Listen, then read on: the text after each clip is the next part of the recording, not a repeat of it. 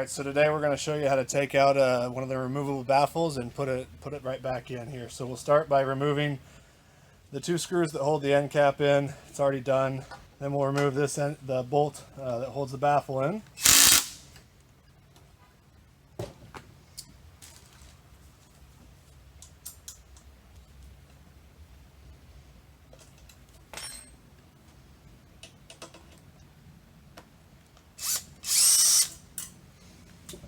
Alright, and then there should be nothing holding the baffle in anymore, so we're just going to put a nice thick towel or something down on a sturdy table, tap it a few times, and you'll notice the hole and the baffle will start to drop down here.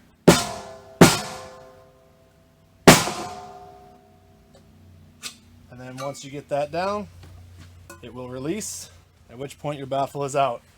Now, we're going to make sure that this is lined up when we're coming back in with the hole in the case.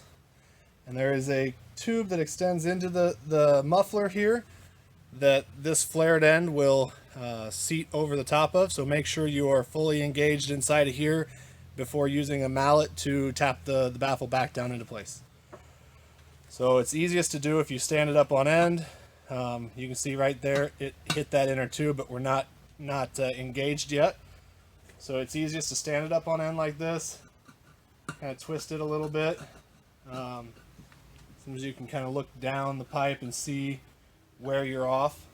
Center the baffle, and there we got it to engage a little for us.